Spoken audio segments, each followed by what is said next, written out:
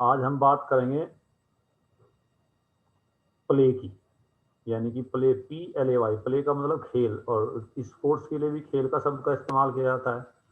लेकिन जो मनोविज्ञान का जो विषय है वो खेल है कि भाई जो बालक है वो इतना खेलते क्यों है, उनकी खेल की प्रवृत्ति कैसी होती है और वो किन चीज़ों से प्रेरित होती है। तो उनको समझने के लिए मनोवैज्ञानिकों ने, क्योंकि कोई भी चीज़ हो, मनोवैज्ञानिक और दार्शनिक उस पर विचार जरूर करते हैं, तो उन्होंने प्ले पे विचार किया कि बच्चे खेलते क्यों हैं, ऐसा क्या कारण है।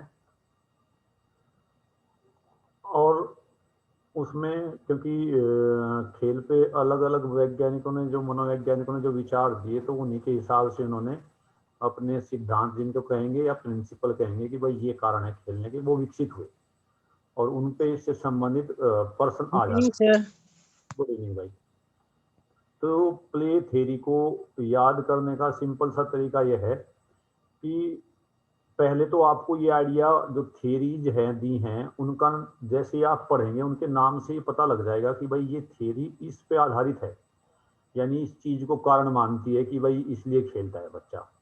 तो आपको क्या करना है, वो थ्योरी लिखनी है, उसका राइटर लिखना है या एक्सपोनेंट कौन है, किसने उसको बनाया, प्रतिपादित किया, या कौन उसको सपोर्ट करता है, और उसके बाद में उसका मेन कंटेंट लिख लेना है।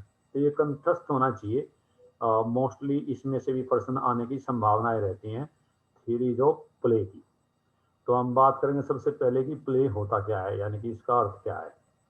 सिंपल सी बात है, देखो, चाहे जानवर हो या मनुष्य, खेलना सब कुछ चाहते हैं, और आप देखेंगे कि सब खेलते हैं। छोटा बच्चा है, छोटा जानवर का बच्चा है, वो सब खेलना चाहते हैं। बाद में हम उसको अपने वातावरण के हिसाब से बनाते हैं, अन्यथा खेल क्या है, जन्मजात प्रवृत्ति है। तो यदि देखा जाए भाई क्यों कर रहे हैं उसको, आप देखते हैं कि खेलते हुए वो आनंद महसूस करते हैं, चाहे वो जानवर के बच्चे हो या मनुष्य के, वो हंसते हैं, मुस्कुराते हैं। तो इसका मतलब ये हुआ कि ये स्वाभाविक प्रवृत्ति है, यानी कि जन्मजात प्रवृत्ति है। खेल क्या है, स्वाभाविक प्रवृत्ति है, जन्मजात प्रवृत्ति है, क्योंकि वो सिखाई नहीं जाती, अपने आप ही खेलना चाहते हैं बच्चे भी, जानवर भी। तो इसीलिए मनोवैज्ञानिक और दार्शनिकों का ये विषय रहा कि भाई खेल क्या है, इसको परिभाषित करें। तो किसी मनोवैज्ञानिक कोई डेफिनेशन दी, किसी ने कोई डेफिनेशन दी, परंतु उनका सारांश ये रहा कि जो ऊर्जा है और समय है, इसका जिसके पास अधिकता होती है तो उसका कहाँ व्यय करते हैं, वो खेल के रूप में व्यय करते हैं। और ये बात भी है भाई, खेलने के लिए ऊर्जा भी चाहिए और समय भी चाहिए। वर्तमान समय में यदि देखा जाए बालकों के दृष्टिकोण से, जो स्कूल में किंडरगार्टन पद्धति चल रही, यानी कि अब बच्चों को कठोर अनुशासन में रखने वाली बातें, छड़ी से सिखाने वाली बातें दूर हो गई। अब क्या हो रहा, खेल खेल के माध्यम से वो सिखाना चाहते हैं। यानी कि वर्तमान में शिक्षा की बहुत मजबूत पद्धति है कि खेल खेल में सिखाना। किंडरगार्टन इसी की देन है, मनोविज्ञान के इस पहलू की देन है कि खेलना स्वाभाविक प्रवृत्ति है। यदि हम छोटे बच्चे को आर्टिफिशियल या अनुशासन में रखें तो उसके साथ में अन्याय होगा, अत्याचार होगा, उसकी जो मूलभूत प्रवृत्ति है उसको दबाएंगे। इसीलिए शुरुआत में बच्चे को अब जो मूल्यांकन है वो सब्जेक्टिव हो रहा है, ऑब्जेक्टिव नहीं, कि फेल पास नहीं कर रहे, उसको सिखा रहे हैं और अगली क्लास में प्रमोट कर दे रहे हैं। और अब तो ये स्थिति आई है कि जो बड़ी क्लास के बच्चे हैं, जहाँ पब्लिक स्कूल थे, वहाँ भी एक समय ये था कि भाई खेल को द्वितीय दर्जे का माना जाता था, लेकिन अब ये माना जा रहा है कि नहीं, बिना खेल के शिक्षा अधूरी है। तो मैकडोगल महोदय हुए हैं, शिक्षा शास्त्री हैं, मनोवैज्ञानिक है। ये कहते हैं कि जीवों की चाहे वृद्धि हो या विकास, इनके लिए खेल अत्यंत महत्वपूर्ण है। और इनके अनुसार खेल स्वयं अपने लिए की जाने वाली एक क्रिया है, यानी कि अपने लिए, जो स्वयं अपने लिए करता है व्यक्ति, उसे खेल कहेंगे। यह एक निरुद्देश्य, जिसका उद्देश्य भी कोई नहीं होता। अर्थात भाई कोई काम कर रहे हैं तो उसका उद्देश्य होता है, परंतु खेल क्या है, कोई उद्देश्य नहीं है, उसका कोई लक्ष्य नहीं है, ये सिर्फ अपने आनंद के लिए की जाने वाली क्रिया है। इस प्रकार की परिभाषा मैकडोवेल महोदय ने दी। आगे गुलीक महोदय हैं, वो लिखते हैं कि खेल वह क्रिया है जिसे हम उस समय करना पसंद करेंगे जब हम फ्री हों। यानी कि जब भी मनुष्य के पास में फ्री समय होता है तो वो जो भी क्रियाएं करता हो, चाहे वो चेस कैरम खेले, चाहे वो घूमने जाएं, लॉन्ग ड्राइव जाएं, वे सब क्रियाएं खेल के अंतर्गत आती हैं। लजारस कहते हैं, उनका बिलीव है कि खेल वह गतिविधि है जो स्वयं में मुक्त होती है, यानी कि जहां फ्रीडम हो, किसी भी प्रकार का कोई बाउंडेशन ना हो, वह गतिविधि खेल कहलाएगी। और खेल के बारे में दर्शन में जो दार्शनिक हुए प्लेटो, उन्होंने खुद कह दिया था, खेल का जिक्र किया। वो मनुष्य के संपूर्ण व्यक्तित्व विकास के बारे में बात कर रहे थे, तो उसमें उन्होंने कहा कि life must be lived as a play. उन्होंने अपना सेंटेंस इस तरह से शुरू किया कि जो जीवन है ना, उसे खेल के रूप में जीना चाहिए, खिलाड़ी के रूप में। आज भी देखो, ये कहावत है कि भाई जिंदा दिली से जियो, खिलाड़ी के रूप में जियो, खेल को मस्त रह के प्लेइंग सर्टेन गेम। वो कहते हैं कि कुछ ना कुछ गेम जरूर खेलने चाहिए। मेकिंग सेक्रीफाइस, जीवन क्या है, कुछ ना कुछ बलिदान करना पड़ता है, हमें सेक्रीफाइस करना पड़ता है दूसरों के लिए, ये करना चाहिए। सिंगिंग एंड डांसिंग, थोड़ा बहुत नाचना गाना, ये सब चीजें जीवन में होनी चाहिए। तभी क्या होगा, अरे एक नंबर पे तभी क्या होगा, man will be able to propitiate the gods, जो भगवान हैं, देवताओं हैं, उसकी ओर आकर्षित होकर अपना प्रचार कर पाएगा। ये म्यूट करो, जिसकी आवाज आ रही है ना चलता क्यों कर रहे म्यूट करो इसको।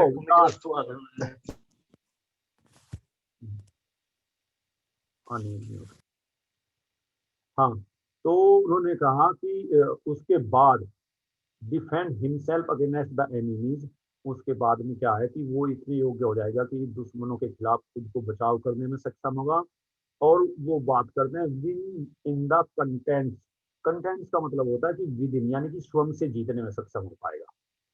जीवन खेल के रूप में जीना चाहिए, कुछ न कुछ खेलें, बलिदान करें, गाएं, नाचें, देवताओं का प्रचार प्रसार करें, और खुद को बुराइयों से, यहाँ पे वो दुश्मनों की बात, कौन से दुश्मनों की बात है, बुराइयों से बचें और स्वयं को जीतने में सक्षम होना चाहिए। तो यानी कि जीवन को जीने में उन्होंने खेल को महत्वपूर्ण माना।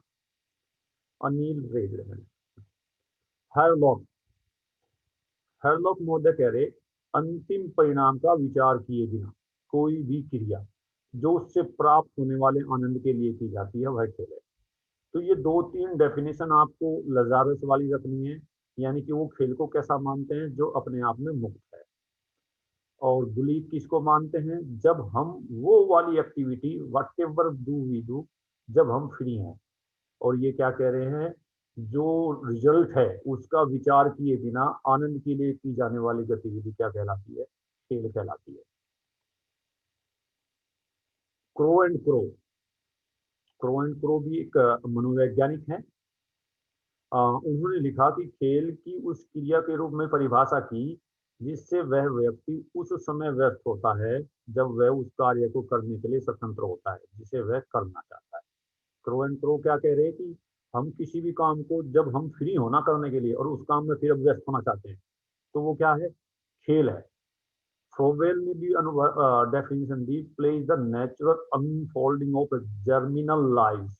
जर्मिनल लाइफ का मतलब भ्रूण ही है, यानी कि पुरानी प्रवृत्तियां जो जन्मजात प्रवृत्ति हैं। जर्मिनल लाइफ मतलब जो जन्मजात प्रवृत्तियां हैं बच्चे की, उनको बाहर लाने का प्राकृतिक तरीका क्या है, खेल है। तो इस खेल की विशेषताएं, उपरोक्त अगर डेफिनेशन दें और उनको समराइज करें, तो खेल की नेचर अगर बात करें तो उसे नेचर कहेंगे, या उनकी क्वालिटीज कहें, या कैरेक्टरिस्टिक्स कहें, उनको हम इस तरह से सम अप कर सकते हैं। रायबर्न के अनुसार खेल एक साधन है, यानी कि एक मीडियम है जिसका उपयोग दूसरे व स्वयं द्वारा उस समय किया जाता है, क्योंकि हमें ग्रुप में खेलना होता है। छोटा बच्चा अकेला खेलता है, लेकिन एक समय आता है कि उसको ग्रुप की आवश्यकता होती है, समूह की। तो स्वयं द्वारा और दूसरे द्वारा उस समय किया जाता है जब हमारी विभिन्न मूल प्रवृत्तियां अपने आप को प्रकाश में लाने की चेष्टा करती हैं। तो ये रायबंग किस पे फोकस करता है, मूल प्रवृत्तियों पे, जो बेसिक इंस्टिंक्ट हैं बच्चों के। इसके साथ साथ दूसरा क्या कहा कि खेल एक जन्मजात प्रवृत्ति है। ये गलत लिखा गया, टाइपिंग थोड़ी गलत हुई, इसका मतलब प्रवृत्ति है ये। तो जन्मजात का मतलब बेसिक इंस्टिंक्ट, जो हमारी बचपन से ही है। तो वो जानवरों में मिलती है खेलने की प्रवृत्ति, और मनुष्य में भी।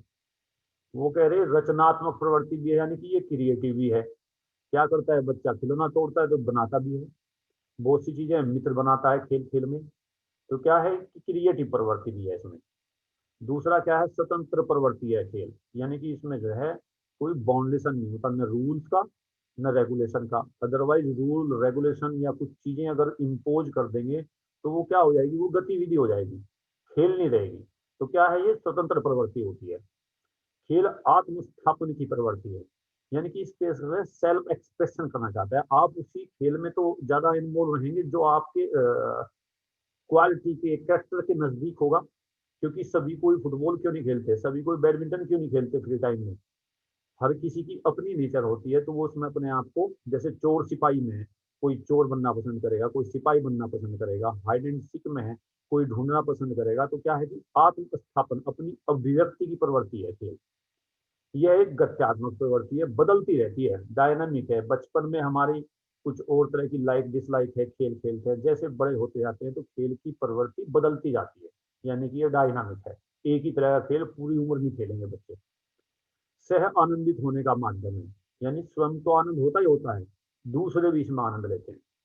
अगर इसमें आनंद नहीं है तो उस एक्टिविटी को खेल नहीं कहेंगे। खेल स्वलक्षित प्रवृत्ति है, यानी कि अपने आप प्रकट होती रहती है, इसके लिए कोई कहना नहीं पड़ता। बच्चे, छोटे बच्चे जिन्हें पता भी नहीं होता खेल का, वो भी कुछ न कुछ खेलते रहते हैं।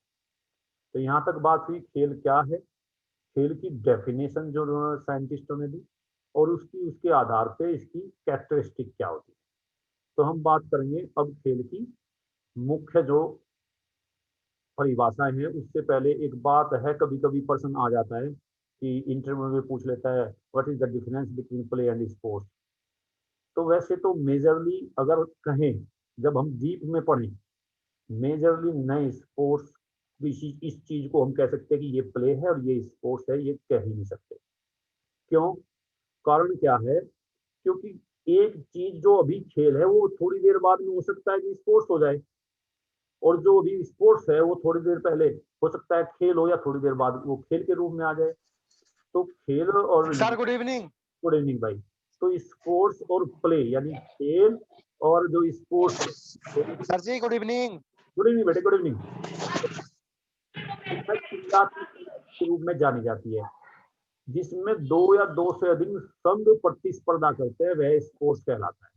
तो यानी कि परफॉर्मेंस पे जो ज्यादा फोकस करता हो, ठीक है, वो क्या होगा, बढ़ेगा। और जहां परफॉर्मेंस की बात ना हो रही हो, कंपटीशन की बात ना हो रही हो, वो निकल जाए और इंजॉय हो, तो वो क्या हो जाएगा, प्ले हो जाएगा। ये मेजर डिफरेंस होता है स्पोर्ट्स के और प्ले के बीच में। Means whereas play is a physical और मेंटल डिजायरस एक्टिविटी है, शारीरिक और मानसिक रूप से जब हम हल्कापन या आनंद के लिए, that is undertaken purely for enjoyment और amusement and has no other object. उद्देश्य नहीं होता। और जैसे कुछ उद्देश्य बने एक्टिविटी, हो सकता है अभी हम फुटबॉल मजे में खेल रहे हैं, देयर इज नो रूल, कोई बाउंडेशन नहीं है। लेकिन जैसे ही once we put some rule, कोई कंडीशन है, तो वो क्या बन जाएगा, स्पोर्ट्स बन जाएगा। तो ये प्ले में और स्पोर्ट्स में मेजर अंतर है, परफॉर्मेंस का, रूल रेगुलेशन का और फ्रीडम का। इसी तरह वर्क और प्ले में भी पूछेगा वर्क क्या है, प्ले क्या है। भैया म्यूट करो, किसका चल रहा है, अभी किसी ने म्यूट नहीं किया। नीरज म्यूट रखो बच्चे। हाँ, और किसकी आवाज आ रही, ठीक है। तो वर्क और प्ले के बारे में सिंपल सी बात है, ये भी मिंगल अप होते हैं। एक चीज वही काम हो सकती है और एक चीज वही प्ले हो सकती है। इसमें क्या है, खेल में क्रिया का महत्व क्रिया में निहित रहता है, यानी कि जो काम हम कर रहे उसका महत्व उसी में निहित है। और कार्य क्या है, किसी अन्य बात में निहित होती है। जो काम कर रहे हैं लेकिन उसका रिजल्ट कुछ और होता है, तो उसे कार्य कहते हैं। रूसो ने क्या कहा, खेल बालक की स्वयं की इच्छा पर निर्भर करता है, कार्य में से दूसरे की इच्छा पर निर्भर करना पड़ता है। खेल का उद्देश्य मनोरंजन होता है और कार्य का उद्देश्य मनोरंजन नहीं होता। ये बहुत ही स्पष्ट अंतर इन्होंने, रूसो जी ने बताए। क्रो एंड क्रो ने लिखा, खेल का उद्देश्य उसकी क्रिया में निहित रहता है और कार्य का उद्देश्य भावी, भावी की बजाय पढ़ना भावी, यानी बाद में निहित रहता है। भाई अभी कुछ काम करे, उसका परिणाम पे आधारित है, वो कार्य हुआ। और जिसका कोई परिणाम की कोई चिंता नहीं, वो क्या हुआ, खेल हुआ। खेल का संबंध, इसको आगे बढ़ते हैं, ये अंतर है, ज्यादा पूछना नहीं, बस खेल का कार्य का क्या है कि दोनों इंटरमिंगल हैं, जहां आनंद की बात हो वो खेल है, और जब आनंद ना हो, कोई उद्देश्य आ जाए, तो वो क्या है, या दूसरे के द्वारा दिया गया हो या दूसरे के लिए हम कर रहे हो, तो उसे कहेंगे कार्य। अब हरलाख मोर्जे ने भी इसके बारे में लिखा, खेल और कार्य, इसके अंतर को छोड़ते हम बात करने हैं खेल पर, और खेल की जो थेरीज हैं। खेलना आसान है, परंतु खेलने की प्रवृत्ति क्यों पाई जाती है, क्यों खेलते रहते हैं, थक जाते हैं बच्चे तब भी खेलते रहते हैं, तो ऐसा क्या कारण है, उसकी व्याख्या करने के लिए अलग अलग थेरीज दी गई। जो सबसे प्राचीन थेरी है, जो सबसे पहली थेरी है खेल के बारे में, वो क्या है, सरप्लस एनर्जी थेरी, यानी अतिरिक्त शक्ति का सिद्धांत, अतिरिक्त ऊर्जा का सिद्धांत, तीनों कह सकते हैं। एनर्जी स्टैंड फॉर शक्ति, यहाँ पे शक्ति है, इस सिद्धांत के हिसाब से शक्ति है, लेकिन उसको कुछ पुस्तकों में ऊर्जा भी लिखा है, तो द थ्योरी इज सेम। इसके प्रतिपादक क्या हैं, जर्मन कवि, ये पोएट था सीलर, उसने लिखा कि क्यों खेलते हैं अपनी पुस्तक में, बच्चे क्यों खेल रहे हैं। और दूसरे जो अंग्रेज थे, ब्रिटिश फिलोसफर है हार्बर्ट स्पेंसर, ये इन्होंने इस थ्योरी को इन्वेंटेड किया, खेलते क्यों हैं। तो सीलर 1873 और स्पेंसर 1875 में बॉर्न हैं, दोनों के दोनों। इन्होंने क्या कहा, play is the result of surplus energy, खेल किसका परिणाम है, जो हमारे पास अतिरिक्त शक्ति है, that exist because the young are freed, वो क्यों होती है, क्योंकि जो यंग हैं, बालक हैं, वे क्या है, फ्री हैं from the business of self preservation through the activity, free है जो दिन प्रतिदिन की जो व्यवसाय है। तो इसमें क्या होता है कि जो इन एक्टिविटी के द्वारा, जो पेरेंट्स के द्वारा एक्टिविटी है, वो उनको अपने आप को व्यक्त करते हैं। Energy find its release in the aimless exuberant activities of play, तो जो ऊर्जा होती है खेलों के माध्यम से, खेलों के माध्यम से जो है व्यक्त होती है। विकास बंद रखो इसको। तो यहाँ तक सरप्लस एनर्जी एंशियंट है, invented by sealer and हार्बर्ट Spencer, और वो क्या कह रहे हैं कि खेलता बच्चा इसलिए है कि उसके पास में अतिरिक्त शक्ति है, अतिरिक्त ऊर्जा है, उसे कोई बड़ों का काम तो करना नहीं, ये इसका मेन फोकस था।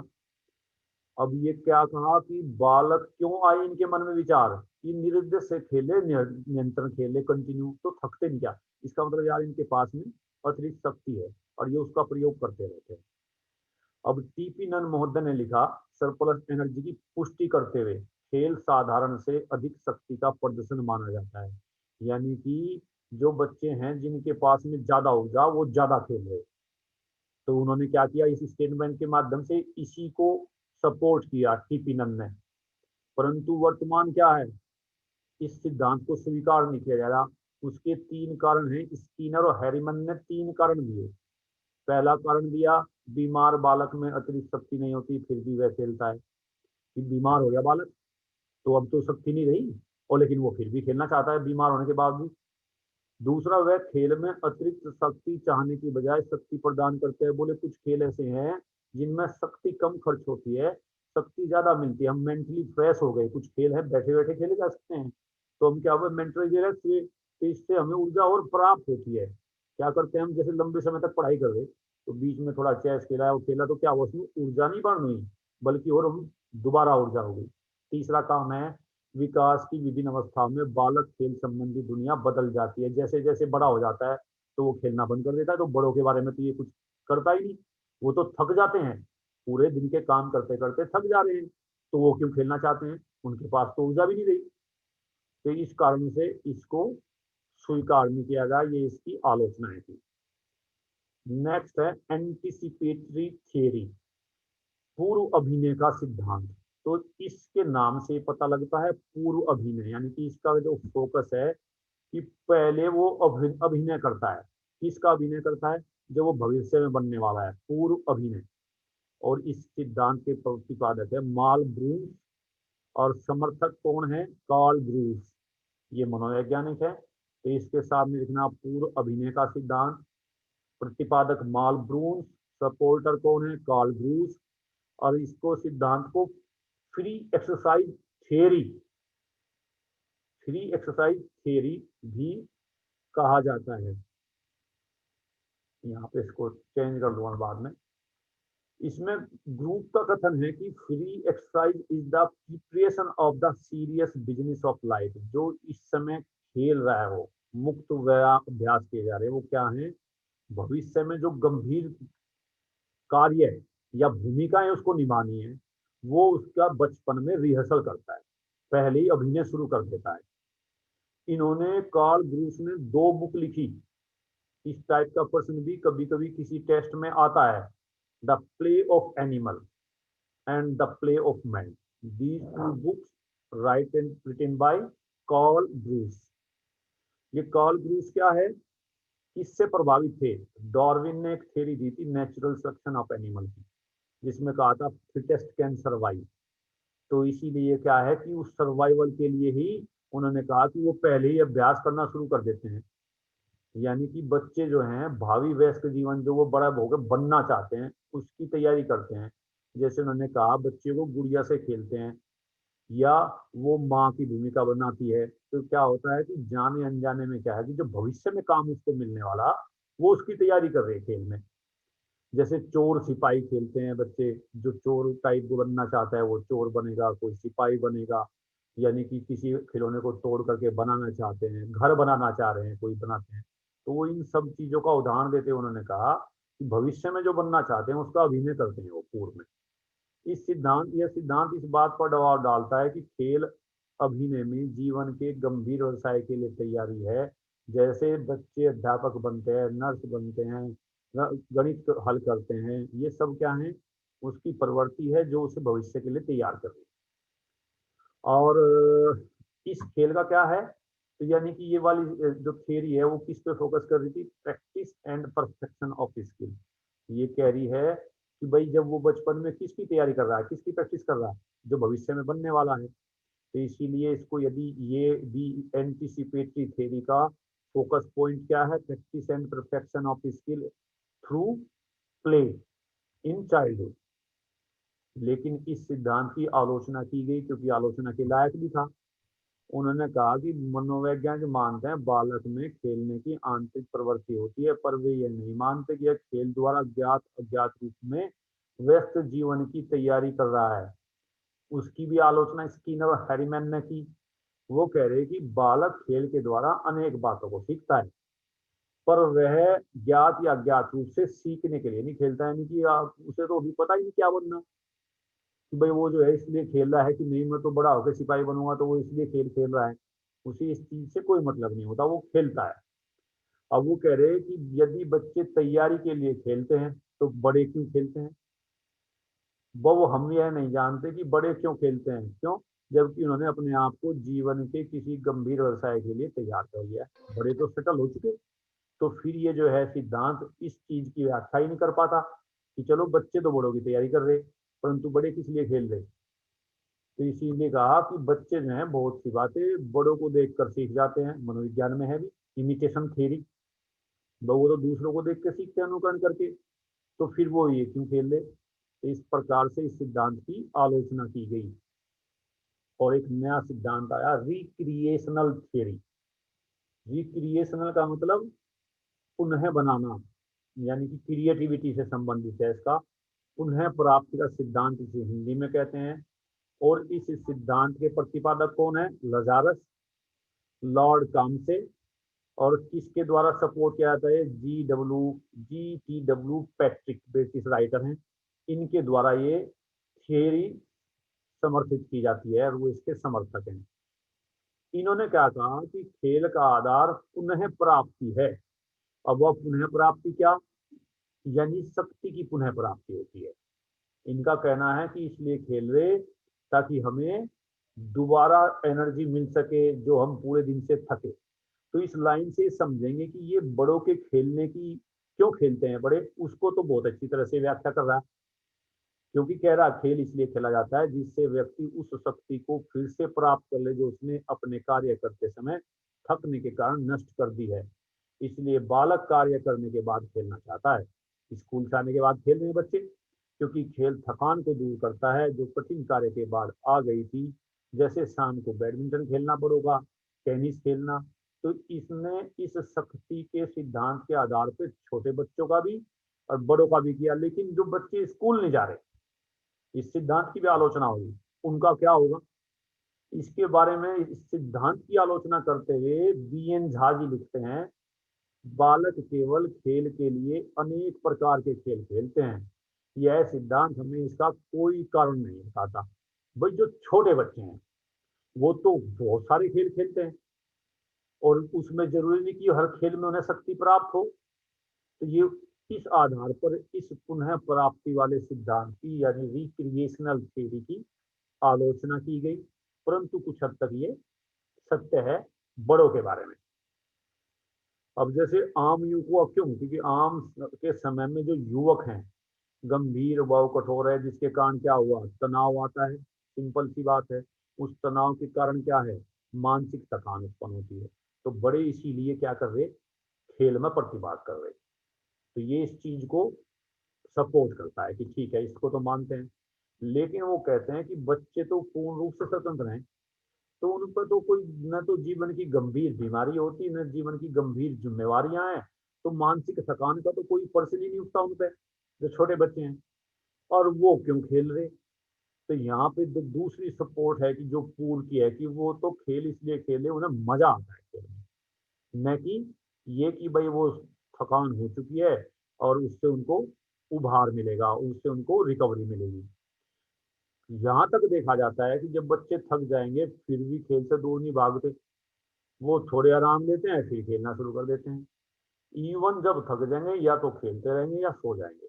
इस आधार पे इस सिद्धांत की भी आलोचना की गई। ये सिद्धांत भी बच्चों से लेकर बड़ों तक सही से व्याख्या नहीं कर पाए। तो नया आया रिकैप्चुलेशन थियरी, पुनरावृत्ति का सिद्धांत। तो पुनरावृत्ति का सिद्धांत इस सबसे पता लग जाता है कि पुनरावृत्ति करता है, और किन चीजों की पुनरावृत्ति करता है? जो उसे प्रजातीय अनुभव में वो प्राप्त हुई, कि भाई हम जो हैं जिसकी संतानें होती आई, हम उनको एक किस्म से खेल के माध्यम से उनकी पुनरावृत्ति करते हैं। इस थियरी के फादर कौन है? यानी कि invented by G Stanley Hall. और जो रिकैप्चुलेटरी थ्योरी है, यानी ये पुनरावृत्ति का सिद्धांत है, ये किसकी आलोचना करता है? पूर्णतः विपरीत है anticipatory theory of Karl Groos. Karl Groos ने दी थी कि वो एंटीसिपेट करते हैं, कि पूर्व अभिनय करते हैं जो भविष्य में बनने वाले। इसके बिल्कुल अपोजिट है। ये कहती है पुनरावृत्ति का सिद्धांत की वो जो पहले रहे थे वो उसकी पुनरावृत्ति करते रहते हैं, खेलते हैं। जी स्टॉल ने हॉल ने अपने समर्थक में लिखा, बालक अपने खेलों में प्रजातीय अनुभवों, यानी कि जो उसकी जाति थी पूर्व में रही, उनकी पुनरावृत्ति करता है। दूसरे शब्दों में वह अपने खेलों द्वारा अपने पूर्वजों के उन सब कार्यों को दोहराएगा जो वे आदिकाल से करते आ रहे हैं। इस प्रकार के कार्य क्या हैं? दौड़ना, लड़ना, पत्थर फेंकना, पेड़ों पे चढ़ना, इधर उधर घूमना, ये सब क्या है? करता है, क्योंकि उसके पूर्वज भी करते आए थे। ये किस पे बेस्ड है? Recapitulation is based on the premise that ontogeny ontogeny repeats phylogeny, यानी कि व्यक्ति अर्थात जो व्यक्ति किसकी रिपीट करता है? फाइलोगोनी। फाइलोगोनी मतलब जाति वर्त, यानी कि मनुष्य, मनुष्य की जातियां जिस तरह से पूर्व के उसके मनुष्य खेलते हैं उसके पूर्वज, इसी प्रकार से वो खेलेगा, वही चीजें करेगा जो उसके पूर्वज करते आए थे। इसका अर्थ है व्यक्ति का विकास उन सभी अवस्थाओं से होते हुए होता है जिससे उसकी जाति का हुआ है। यानी कि बंदर का बंदर से, जो इसी प्रकार बंदर क्या है? वही खेल खेलता है जो उसके पापा मम्मी खेलते आए थे। मनुष्य क्या से खेल खेलता है? वही खेल खेलता है, वही चीजें करता है, वही काम करता है जो उसके मम्मी पापा दादा दादी परदादा करते रहे। तो हाल के अनुसार इन्होंने बिल्कुल उसको खंडन कर दिया। कार्ल ग्रूस ने जो एंटीसिपेटरी थ्योरी दी थी कि भविष्य की तैयारी का रिहर्सल नहीं करता बल्कि अपने पूर्वजों के कार्य की पुनरावृत्ति करता है, कुछ समय तक इस सिद्धांत को स्वीकार किया। जैसे कार्ल ग्रूस के इस सिद्धांत को उन्होंने रिजेक्ट किया तो इसको माना गया कि हाँ बात ये सही करे, कार्ल ग्रूस का इतना नहीं। परंतु फिर क्या हुआ? क्रो एंड क्रो ने लिखा, अब यह विश्वास नहीं किया जाता कि बालक अर्जित लक्षणों और विशेषताओं को वंशानुक्रम में प्राप्त करते हैं। अब ये विश्वास कैसे हुआ? मनोवैज्ञानिकों ने मानना बंद कर दिया कुछ मनोवैज्ञानिक तो वातावरण के पक्ष में है और कुछ मनोवैज्ञानिक हेरिडिटी के पक्ष में है। तो वातावरण वाले कैसे क्या कहते हैं कि भाई बताओ, संगीतकार का बेटा फिर संगीतकार होना चाहिए, ये हेरिडिटी के समर्थक हैं, तो वहां संगीतकार क्यों नहीं हुआ, डाकू का बेटा डाकू क्यों नहीं हुआ। तो ये कह रहा है कि जैसे हमारे पूर्वज थे ऐसे ही आने वाली पीढ़ियां होंगी। तो इस आधार पर इस थ्योरी या इस सिद्धांत की भी आलोचना की गई। तो नेक्स्ट इसी तरह से प्ले साइको एनालिटिक थियरी यानी मनोविश्लेषणात्मक सिद्धांत, ये सिगमंड फ्रायड है, एक किस्म से समझो ये क्लिनिकल साइकोलॉजिस्ट था, यानी कि जो चिकित्सकीय मनोविज्ञान की जो ब्रांच चली उसके तो ये फाउंडर हैं। क्रिमिनल क्यों बनते हैं बच्चे, क्राइम क्यों करते हैं, उसके लिए इन्होंने सबसे मुख्य माना था लिबिडो। लिबिडो का मतलब होता है सेक्स एनर्जी। ये इसके अनुसार वही सबकी जो भी उसका व्यवहार करता है मनुष्य, उसके पीछे प्राइम मूवर कौन है, लिबिडो। इन्होंने इड, ईगो और सुपर ईगो को व्याख्या किया था कि इड क्या है, लिबिडो है यानी सेक्स एनर्जी है, और ईगो क्या है कि उसको एक बंधन रहता है। एक ईगो का मतलब समझो जैसे आपने जामान्य भाषा में यानी घमंड होना, यानी कि पावर होना, महसूस करना। और सुपर ईगो कौन है, सुपर ईगो क्या होता है, वो कॉन्सेप्ट जो वातावरण से डर करके हमें उस चीजों को रोकता है। तो उनके आधार पर इन्होंने खेल में भी इसकी व्याख्या की कि बच्चा खेलता क्यों है। इन्होंने कहा यह काम ऊर्जा ही व्यवहार की गति का सर्वोत्तम अंश है। वो ये मानते हैं सिगमंड फ्रायड, तो जो भी गतियां होती हैं चाहे वो खेल हो, क्राइम हो या कोई अच्छा काम हो, वो क्या है, काम ऊर्जा यानी कि जो लिबिडो है उसको कैसे चैनलाइज किया उसके आधार पे है। व्यक्ति अपनी काम ऊर्जा को वातावरणीय नियंत्रण के कारण रोके रहता है। वातावरणीय का मतलब समाज के डर से रोके रहता है। सही प्रकार से अगर बाहर नहीं निकल रही है तो ये क्या करेगी, उसके मानसिक संतुलन को बिगाड़ देगी। और जब व्यक्ति का मानसिक संतुलन बिगड़ेगा तो क्या होगा, समाजन, सोसाइटी, परिवार सबके साथ में असंभव हो जाएगा।